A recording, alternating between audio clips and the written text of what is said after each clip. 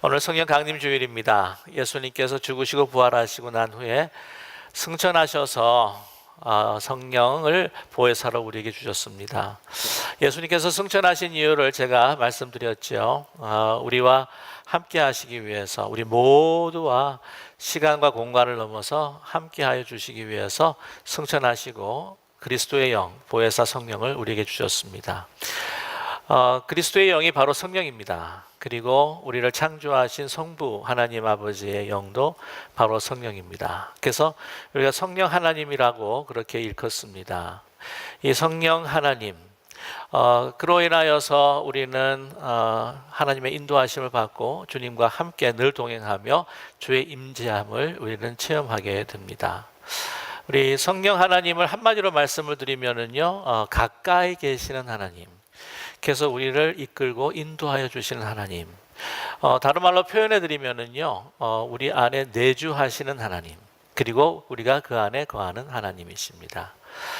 그래서 이 내주하는 하나님, 이 성령께서 우리 마음 가운데 계시기 때문에 우리가 그 아버지의 영, 또 우리 그 성자의 영으로 하나님 아버지를 아바 아버지라고 부를 수 있습니다.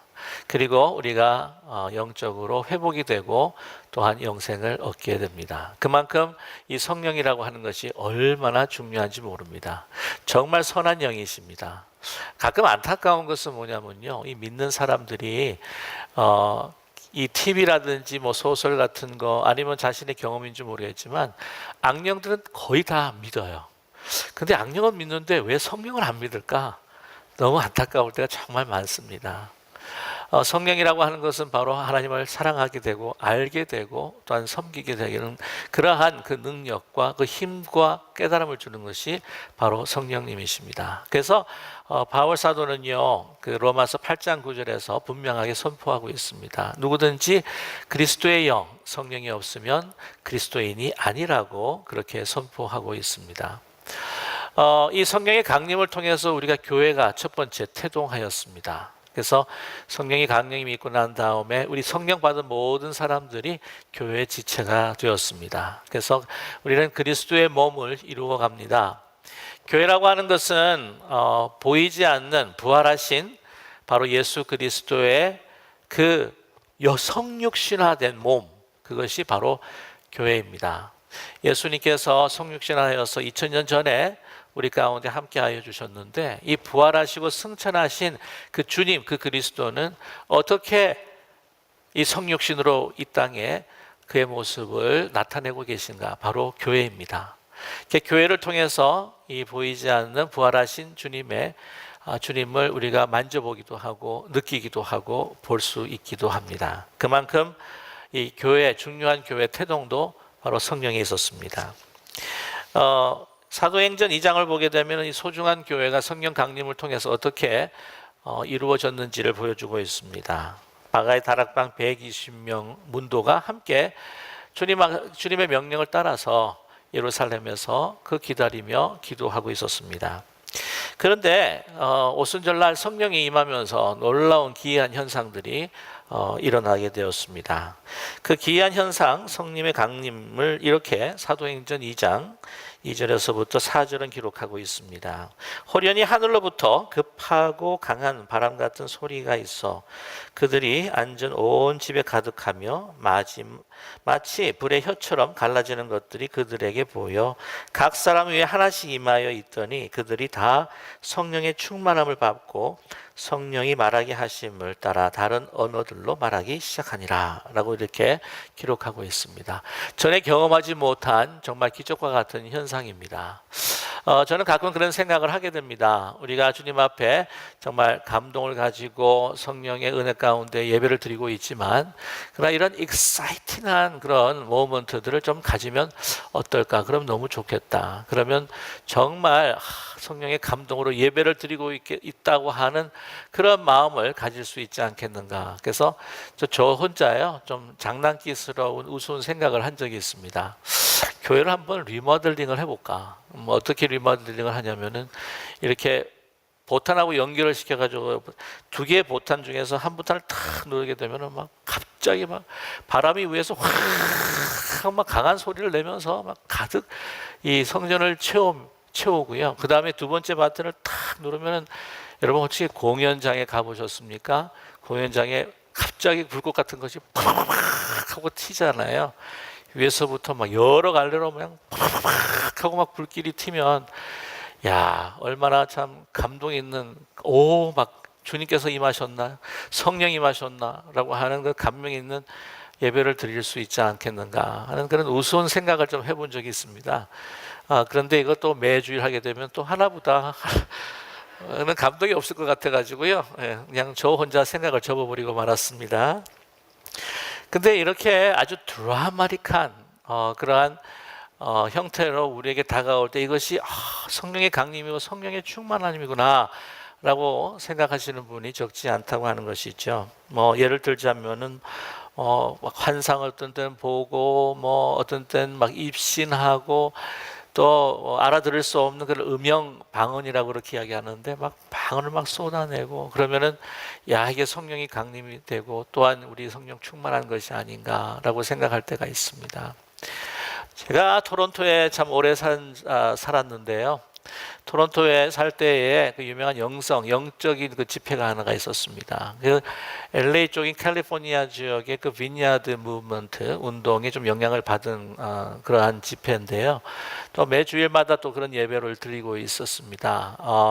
그 토론토 에어포트 공항 근처에 그 토론토 블레싱이라고 하는 그 집회 장소가 있는데 거기 예배를 드리면 막 거기에 막 성령이 강림하고 영적인 충만함이 있다고 해가지고요.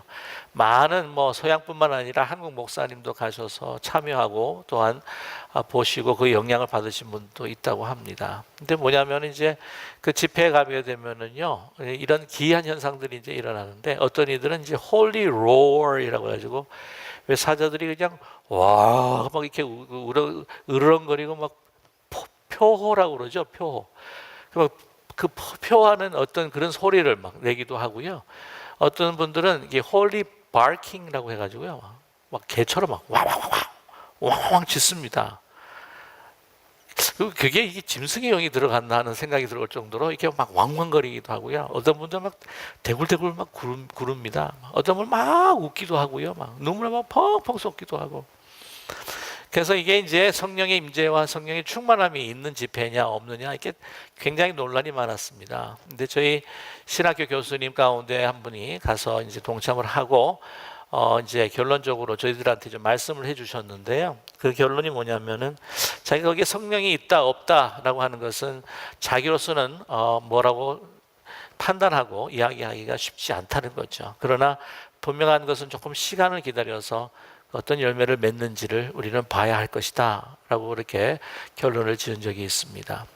여러분 이 성령의 충만한 성령의 강림이라고 한다면요 정신이 막 몽롱해지고 어떤 때는 알아들을 수 없는 그러한 그 소위 그 감성적인 엑스터시를 우리가 기대하고 그렇게 이해하는 분이 적지 않다는 거죠. 그러나 이 보게 되면은요, 그 성령의 이 강림과 성령이 충만해질 때에 이게 정신이 더 깨끗해지고 분명해진다고 하는 사실입니다. 한 예를 든다고 한다면은요, 그때 방언이 있다고 했을 때에 그 방언은 들을 수 있는 방언이에요. 각 사람의 방언으로 알아들을 수 있도록 그것이 어떤 의미가 있는지 분명한 의미를 우리가 이해할 수 있도록 이렇게 알아들을 수 있는 말로 방언으로 성령은 강림하셨다고 하는 것이죠. 여러분 이러한 현상으로 인해서 우리는 중요한 성령 강림과 성령 충만의 핵심을 우리는 잊어버릴 때가 너무나 많습니다. 중요한 것은 성령의 강림으로 어떤 일이 일어나느냐. 정말 가장 중요한 것은요, 바로 우리 영혼의 변화입니다. 내적인 변화입니다. 정말 새 사람이 되는 거예요. 옛사람은 이제는 지나가고 정말 새 사람으로서 새로운 영혼으로 영생을 얻은 사람으로서 내적인 변화로 특별히 하나님께서 주신 사명을 용기로 감당하는 그 변화가 바로 성령 충만함이요 또한 성령의 강림으로 일어나는 것이죠. 오늘 이러한 엄청난 변화를 가져다 주고 그 변화를 보여준 사람이 바로 오늘 본문에 나타나고 있습니다. 오늘 본문은 초대교회 당시에 베드로와 요한에 대한 이야기입니다. 그들이 지금 어디에 있느냐면은 산헤드린 공회에 서 있습니다.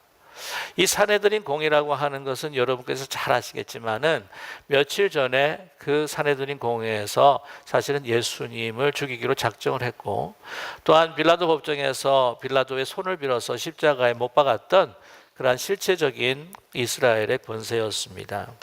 그곳에서 거기에서 서 있습니다. 이 산헤드린 공회원이라고 하는 것은 이제 하나님의 의로 판단하는 곳과 재판하는 곳이 아니었습니다.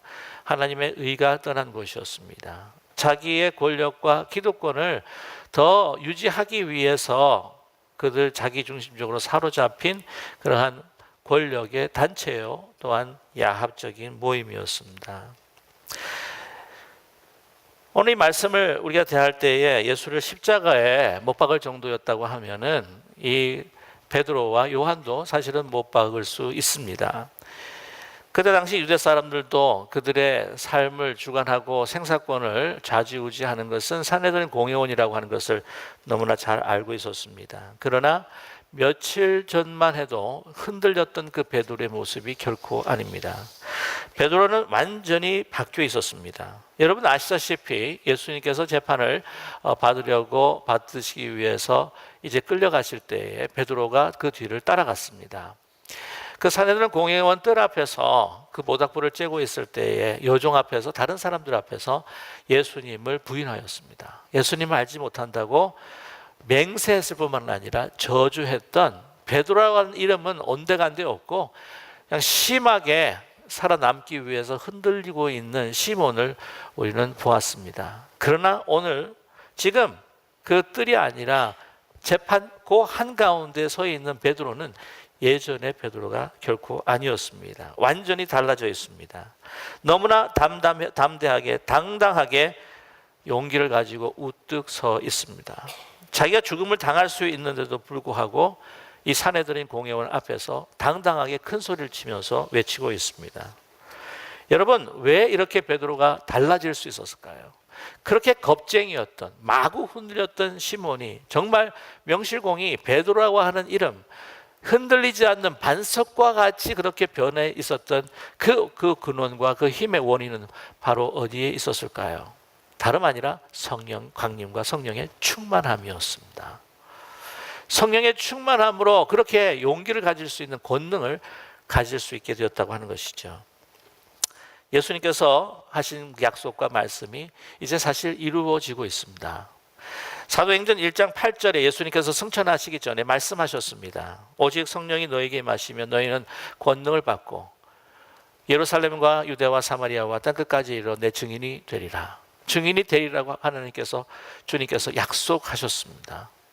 여러분, 권능이라고 할 때에 변하지 않는 용기를 가지고 우뚝 정말 담대하게 주의 말씀을 전할 수 있는 것, 그것이 바로 권능이라고 말씀드릴 수 있습니다.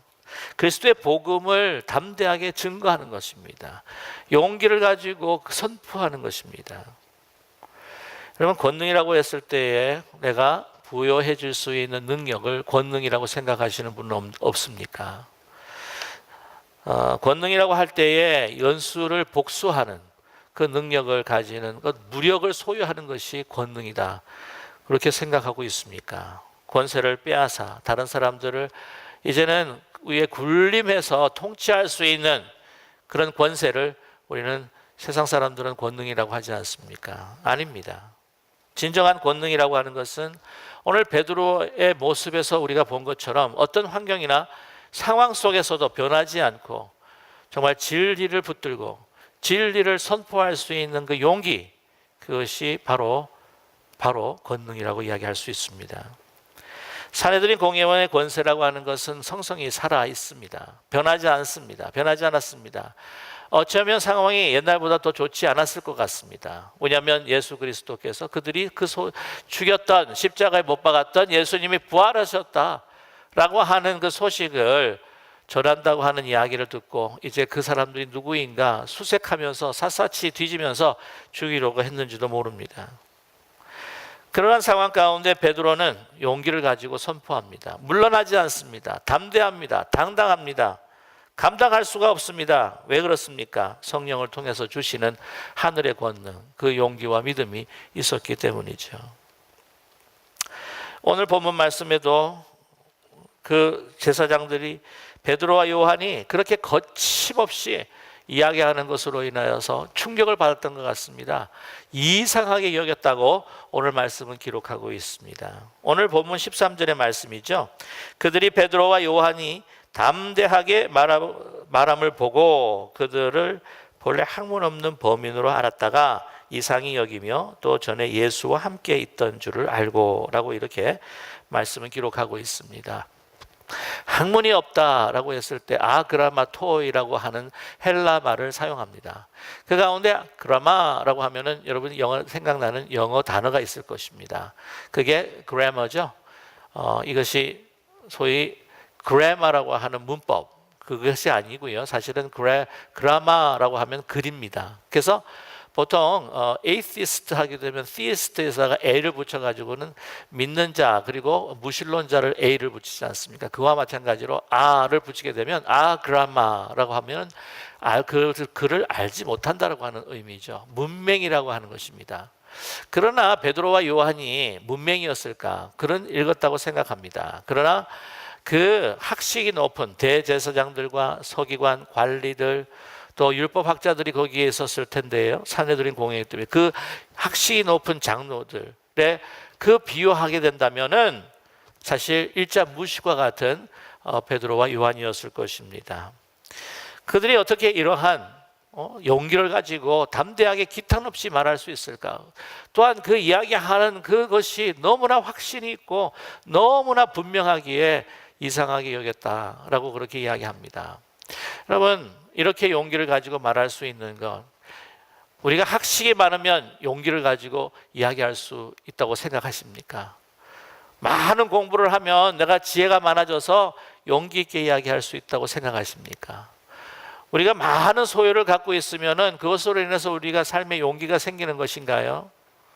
아니면 우리가 건강하기 때문에 그것으로 인해서 우리가 용기가 생긴 것일까요? 보게 되면은요, 많은 것들을 소유한 사람들은 많은 것들을 한꺼번에 이룰 수 있기 때문에 많은 경우에는 용기를 가질 수 없을 때가 많습니다. 특별히 나의 권세와 나의 소유와 사람들이 부러워하고 소망하는 것들을 가진 사람들이 하나님의 뜻이 아니라 의로운 방법이 아니라 사람에게 빼앗고 거짓된 방법으로 그것을 가지게 되었다고 한다면 결코 용기를 가질 수 없다고 하는 것이죠. 아무리 배우지 못했고 소유하지 못했다고 할지라도 하나님께 주신 절대적인 그 진리를 가지고 내가 하나님 앞에서 부끄러움 없이 설 수만 있다면 우리는 그 용기를 가지고 이 세상이 감당할 수 없는 사람으로 살아가게 될 줄 믿습니다. 여러분, 권능이라고 하는 것은 말씀드렸듯이 환경과 여건을 넘어서는 용기입니다. 베드로는 완전히 달라져 있습니다. 이러한 성령을 통해 주시는 하나님의 그 하늘의 그 능력, 여러분 이것을 알지 못하는 그들도 이제는 뭐라고도 이야기할 수 없는 그런 상황에 이르게 되었습니다. 그들이 이상하게 여깁니다. 그러나 대제사장들과 산헤드린 공회원들이 그를 어떤 힐책한다거나 힐난한다거나 또한 비난할 수 있는 여지가 결코 없었습니다. 그 이유를 말씀해 주고 계시는데 오늘 본문의 14절의 말씀이죠. 또 병 나은 사람이 그들과 함께 섰는 것을 보고 힐랄할 말이 없는지라 라고 이렇게 이야기합니다. 오늘 이 병 나은 사람은 누구일까요? 사실은 오늘 이 베드로와 요한이 산헤드린 공회원에 잡혀온 모든 발단은 이 병 나은 사람에 의해서 이루어진 것이었습니다. 사도행전 3장을 보게 되면은요, 성전 미문에서 구걸하던 신체 장애인이 있었습니다. 베드로와 요한이 이제는 기도할 시간이 되어 기도하기 위해서 성전으로 올라가다가 이 거린을 발견하게 된 것이죠. 하나님의 눈으로 그 눈을 깊이 바라보면서 주목하였습니다. 그 유명한 말씀을 선포하지 않습니까? 내게는 은과 금은 없어도 내게 있는 것을 내게 주노니 나사렛 예수 이름으로 일어나 걸으라 했을 때 그는 일어났습니다. 걸었습니다. 뿐만이 아니라 그는 뛰면서 하나님 앞에 찬송하였습니다. 그가 지금 산헤드린 공회원에 베드로와 요한과 함께 서 있는 거예요. 자, 그것이 바로 증거였습니다. 그런데 내가 얼마나 능력 있는 사람인 줄 아느냐라고 하는 것을 증거하는 이 병나은 사람이 결코 아니었다고 하는 것이죠. 바로 그 병나은 사람이 치유되고 회복될 수 있었던 그 이유는 무엇이냐면, 더 담대하게 말씀을 증거하고 선포할 수 있도록 하나님께서 이 치유와 회복의 능력을 먼저 베풀어 주셨다고 하는 것입니다. 말씀을 전하고 말씀을 선포하며 그 진리를 그들에게 전하기 위해서, 더 확고하게 전하기 위해서 이 병나은 사람을 그 권능을 통해서 일으켜 세워주시고 지금 함께 있게 하셨다고 하는 것이에요. 이 병나은 사람의 통해서 이제 그 말씀을 전합니다. 오늘 본문 말씀을 보게 되면은요, 이 베드로와 요한이 이렇게 이야기합니다. 이 사람이 어떻게 나은 줄 너희들은 알지 못하느냐? 이 사람이 어떻게 해서 나은지 너희들은 알지 못하느냐? 너희들이 십자가에 못 박았던 예수 그리스도께서 부활하셔서 이제는 예수 그리스도의 이름으로 권능을 주셔서 이가 구원받고 치유되고 회복되었느니라.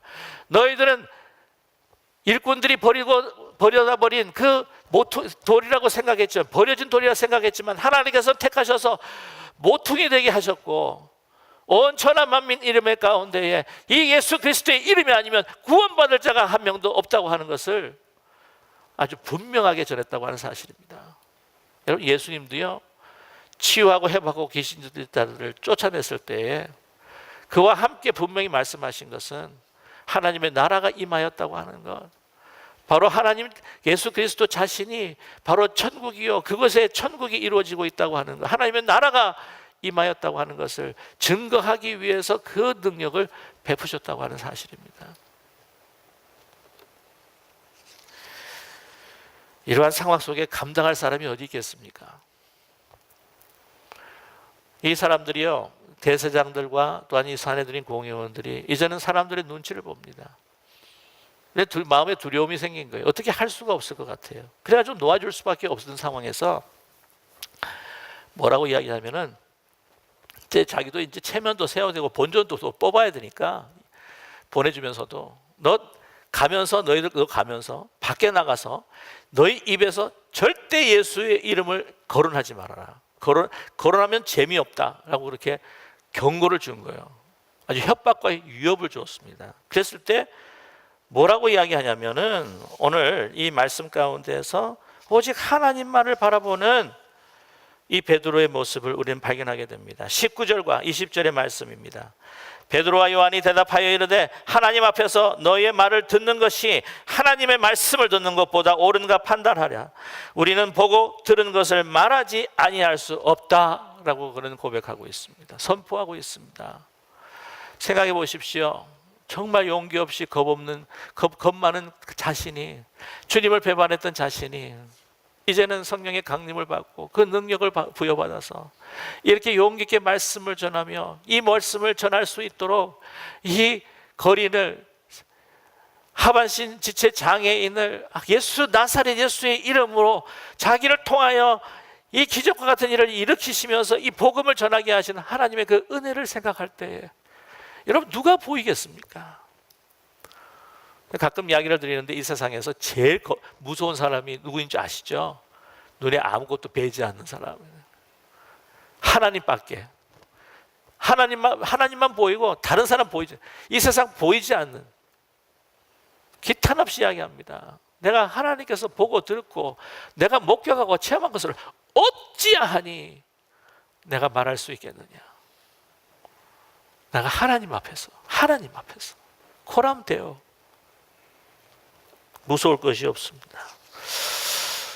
여러분, 우리가 마음이 소침해지고 의기소침해지고 낭망하게 되고 경련과 근심 속에서 너무 두려워하고 공포와 불안 가운데 있는 건 우리가 너무 세상을 많이 보기 때문이에요.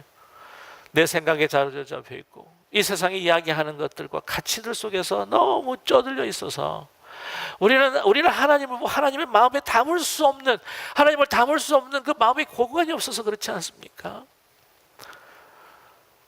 우리 하나님만을 바라보면서 성령 충만함으로 주시는 그 권능으로 우리가 하나님을 바라볼 때 세상이 감당할 수 없는, 하나님이 우리의 생명을, 우리의 인생을 책임져 주시고 인도하여 주시는 하나님께서 그의 뜻을 우리를 통해서 이루어 주실 줄 분명히 믿습니다.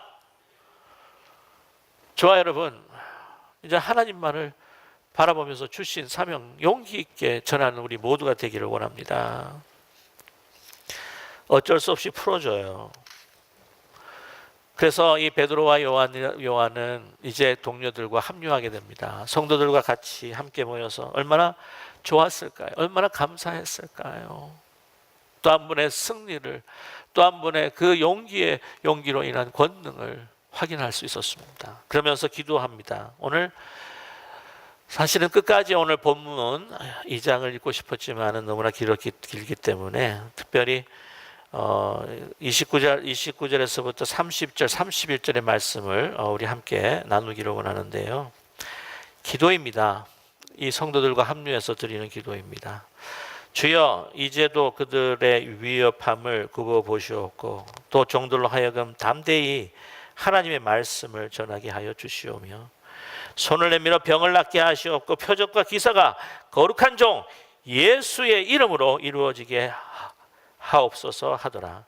비기를 다하며 모인 곳이 진동하더니 우리가 다 성령이 충만하여 담대히 하나님의 말씀을 전하니라.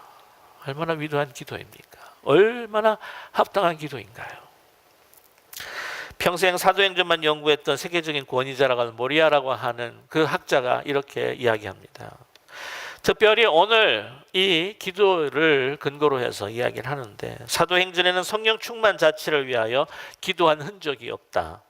사도행전에는 충만하게 해주세요 라고 기도한 흔적이 없다. 다만 담대히 하나님의 말씀을 전하게 해주십시오. 그것을 위해서 또한 치유하시고 회복하시고 성령의 권능과 그 은혜와 능력을 나타내 주시옵소서라고 기도했다. 그랬더니 성령 충만해지더라는 것입니다. 여러분, 나를 부유하게 해주십시오 라고 한다면 성령 충만이 임하지 않는다는 것이죠. 그냥 제가 너무 힘드니 하나님 그냥 좀 건강하게 해주세요 라고 하면 하나님께서 그것을 응답해 주실 줄은 모르겠지만 성령의 충만함과 성령의 강력한 임하심을 우리는 체험할 수 없다는 것입니다.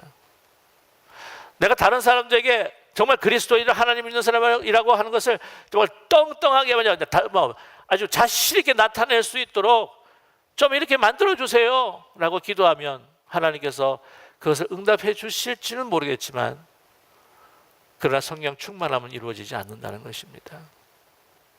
그러나 우리가 정말 우리 인생에서 사라질, 그냥 나만 배를 채우고 나만을 위해서 살아가는 인생이라고 하는 이 생각을 벗어나서 정말 하나님의 은혜를 받고 선한 영이 우리와 함께 하시고 우리가 그 성령을 통해서 영생을 확신하면서 나에게 주신 사명을 다하는 것이 나의 목적이라고 생각했을 때, 그것을 위해 간구할 때 성령의 임하심, 성령의 충만하심이 임하게 된다고 하는 사실입니다.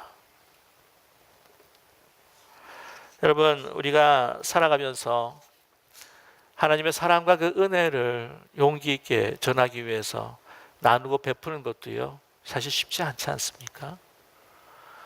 나누고 베풀고 하나님 앞에 드리는 가운데 나도 쓸 것이 많은데, 나도 필요한 것이 많은데, 나도 좀 풍성하게 좀 쓰고 살아야 되는데 라고 하는 생각에 잠겨버리면 우리는 하나님의 영광을, 하나님의 은혜를 나누기가 힘듭니다.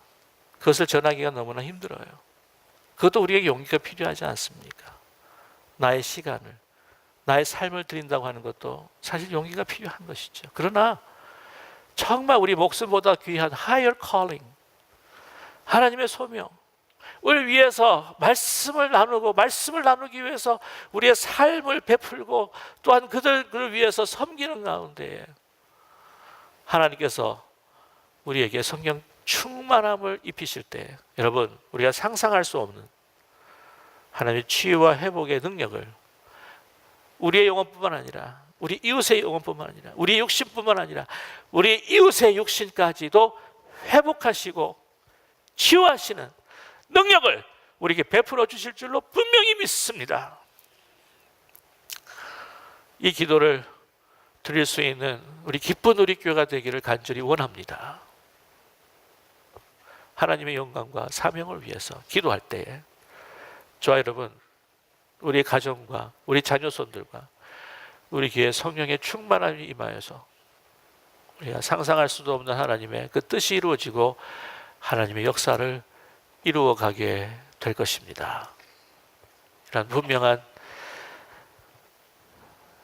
사명의식을 가지고 하나님의 의식을 가지고 기도할 수 있는 성령의 충만함을 받을 수 있는 우리 모두가 되시기를 주님의 이름으로 간절히 축원합니다. 기도하겠습니다. 사랑의 하나님 아버지, 이 땅을 살아갈 때 우리 과연 무엇을 위해서 살아가고 있는지를 다시 한번 살펴볼 수 있는 저희들 되게 도와주시옵소서. 사랑의 하나님, 우리는 인생의 많은 기적들을 주님 앞에 요구하고 있는지도 모릅니다. 누구를 위해서, 무엇을 위해서? 사랑의 하나님, 우리에게 주신, 여러분 인생에 우리에게 주신 그 가장 귀한 소명, 주의 말씀을 전하고 진리를 선포하며 그 말씀을, 그 사랑을 나누기 위해서 섬기고 베풀고 나누는 일에 있어 주님 앞에 우리를 사용하여 주시옵소서. 간구하고 기도하는 우리 모두가 될 수 있도록 은총 베풀어 주시옵소서. 그 길을 통해 우리를 성령 충만케 하여 주실 줄 믿습니다. 우리의 가정과 우리 교회와 우리 자녀손들을 성령 충만케 하여 주시고 하늘의 신령한 복뿐만 아니라 하나님의 뜻을 이루기 위해 이 땅의 것들도 채워 넘치도록 주실 줄 믿습니다. 이 믿음으로 주님 앞에 나아가는 우리 모두 되게 하여 주시옵소서. 예수 그리스도의 이름으로 기도드립니다. 아멘.